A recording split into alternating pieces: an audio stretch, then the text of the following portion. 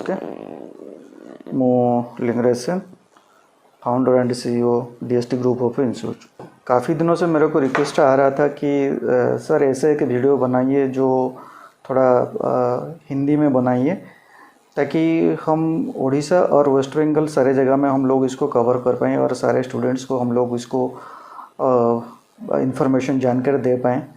तो आज का जो वीडियो है ये टोटली हम हिंदी में बात करेंगे। तो हमारा जो आज का टॉपिक है वो paramedical science and allied health science के ऊपर है। तो what is paramedical science and allied health science जो है, तो उसके ऊपर हम लोग बात करेंगे। असल में ये पैरामेडिकल साइंस है क्या है? तो ये पैरामेडिकल साइंस जो है वो 2 वर्ड्स है, एक है पारा, एक है मेडिकल। तो पारा जो है वो ग्रीक वर्ड से डिराइव हुआ है, जिसका मीनिंग है असिस्ट, और मेडिकल तो हम सारे समझते हैं कि मेडिकल मतलब hospital. Paramedical allied health science मतलब ये है कि जो लोग हॉस्पिटल में डॉक्टर लोगों को असिस्ट करते हैं तो उन लोगों को पैरामेडिकल स्टाफ्स और अलाइड हेल्थ स्टाफ कहा जाता है। तो ये पैरामेडिकल और अलाइड हेल्थ साइंस में जितने भी लोग और स्टूडेंट्स पढ़ेंगे, तो ये कोर्स आज का डेट में बहुत पॉपुलर है। इसीलिए पॉपुलर है कि यहाँ पे जितने भी स्टूडेंट्स आते हैं ये सारे लोग प्लेसमेंट के थ्रू 100% प्लेसमेंट के थ्रू सारे हॉस्पिटल में, इनको नर्सिंग होम में, प्राइवेट हॉस्पिटल, नर्सिंग होम और पैथोलैब में इनका प्लेसमेंट हो जाता है। तो हम बात करेंगे कि ये पैरामेडिकल ट्रेनिंग के बारे में जैसे हम बात कर रहे हैं, तो ये जो मेडिकल और पैरामेडिकल में डिफरेंसेस है कि जो मेडिकल फील्ड होता है उसमें क्या होता है कि ये डॉक्टर लोग क्या करते हैं कि ये लोग deals with practicing medicine. But in paramedical cases में क्या होता है कि ये स्टाफ जो होते हैं ये डायग्नोसिस पार्ट में होते हैं, प्राइमरी ट्रीटमेंट के पार्ट में होते हैं और इक्विपमेंट डिटेक्शन के पार्ट में होते हैं, जो डॉक्टर लोगों को असिस्ट करते हैं मेडिकल के अंदर। तो कुछ लोगों को ये क्वेश्चन रहता है कि ये पैरामेडिकल कोर्स पढ़ने के लिए क्या ये इसके लिए नीट की आवश्यकता है? ना, मेरे आंसर जो है इसके लिए ना है। और इसलिए ना है कि इसके लिए कोई नीट की ज़रूरत नहीं है। नीट सिर्फ एमबीबीएस डॉक्टरों के लिए ही होता है। कई सारे इंस्टीट्यूट क्या करते हैं कि मार्क बेसिस में उसको सिलेक्शन करते हैं, एडमिशन प्रोसेस लेते हैं, और कई इंस्टीट्यूट इनका खुद का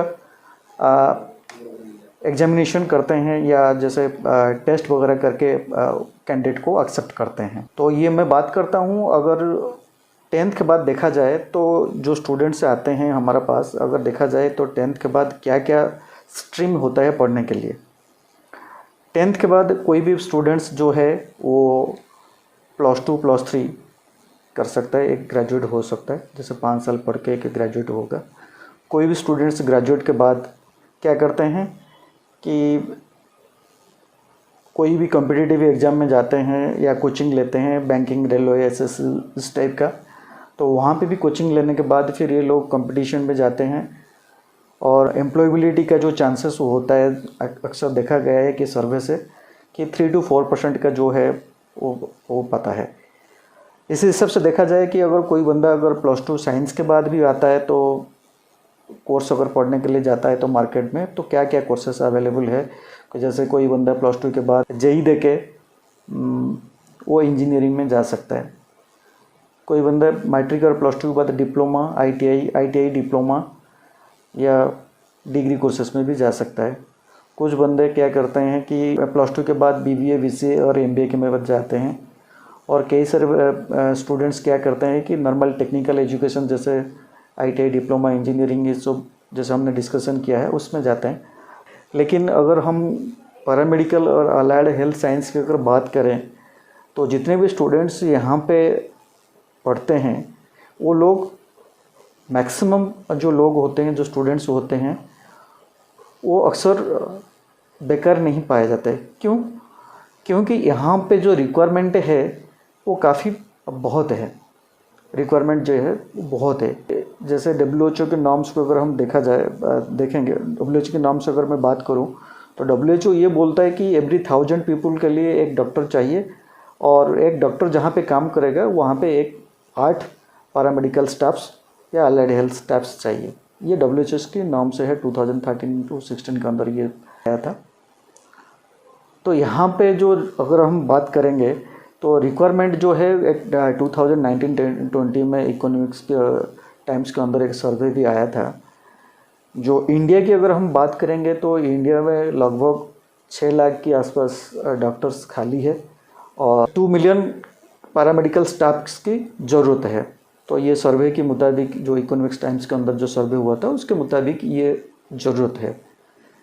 इसलिए ज़रूरत है, अगर इस चीज़ को हम मतलब ब्रॉडली अगर एक्सप्लेन करें तो इसलिए ये क्यों ज़रूरत है, तो अगर हम 20 से 25 साल के नीचे अगर चले जाएंगे तो उस टाइम क्या होता था कि नॉर्मल बार्थ जो होता था गांव में होता था और लोगों को डॉक्टरों के बारे में, मेडिकल के बारे में इतना कुछ पता नहीं होता था। लेकिन आज अगर बात करेंगे तो आज का डेट में तो नॉर्मल बार्थ बिल्कुल नहीं है। जो भी हो रहा है आज की डेट में, चाहे वो सिजेरियन हो या नॉर्मल डिलीवरी हो, हॉस्पिटल में भी हो रहा है। सारे लोग अभी हॉस्पिटल के ऊपर डिपेंडेंट है, चाहे वो जो लेबर क्लास का हो या चाहे वो रिच कैटेगरी का हो, चाहे वो मिडिल क्लास का कैटेगरी का क्यों ना हो। आज का डेट में नॉर्मल बर्थ नहीं है। साइड बाय साइड अगर देखा जाए तो नॉर्मल डेथ में आज का साइड में नहीं है। पिछले 20-25 साल से क्या होता था कि जैसे हमारा ग्रैंडफादर, उनके फादर क्या होता था कि जैसे उनका एज होता था और घर में रह के वो उनका देहांत होता था, डेथ होता था, तो कुछ पता नहीं चलता था। लेकिन आज का डेट में जो 2 घंटे 5 घंटे के बाद जिसका डेथ होगा, तो ये लोग हॉस्पिटल के अंदर इनका आखिरी सांस ले रहे हैं। तो मतलब मेरे कहने की मतलब ये है कि आज का डेट में नॉर्मल बर्थ नहीं है और नॉर्मल डेथ भी नहीं है। इसी हिसाब से देखा गया है। तो WHO के हिसाब से ये जो आंकड़ा बताया गया हुआ है कि इंडिया के अंदर अभी 6 लाख डॉक्टर्स खाली है और 2 मिलियन के आसपास नर्स पैरामेडिकल स्टाफ्स की जो शॉर्टेज है, तो इसी आंकड़े को देख के ये बताया गया हुआ है। तो इसी हिसाब से देखा जाए तो हम जिस एरिया में रहते हैं, चाहे वो इंडिया का किसी भी एरिया का हो, किसी के कोने का हो, तो उस एरिया का अगर देखा जाए तो ये सामने नज़र आएगा कि हमारा लोकली एरिया में हमारे आसपास कितने डॉक्टर्स और पैरामेडिकल स्टाफ्स की खाली है। तो उसमें से मैं जो हम बात कर रहे थे अभी कि हम इस चीज़ को क्यों पढ़ें, किस लिए पढ़ें, तो इसमें से पता चलता है कि हम लोग के पास और हमारे एरिया में कितने पैरामेडिकल स्टाफ्स की शॉर्टेज है। तो उसमें से क्या होता है कि जो डिटेल जो कोर्सेस है ये हम विस्तार में बात करेंगे हमारी अगली वीडियो में। ये रहा हमारा पार्ट 1 वीडियो। तो पार्ट 1 पे हमने ये बताया कि हमारा आसपास कितने जो पैरामेडिकल साइंस है क्या, और इसमें क्या मतलब पॉसिबिलिटीज है अगर इस चीज़ को हम पढ़ें। तो अगली वीडियो में हम बताएंगे कि इसकी कोर्सेस क्या है, कितने ड्यूरेशन है, क्या प्राइसेस है, ये सारे विस्तार में हम अगले वीडियो में बताएंगे। Thank you for watching.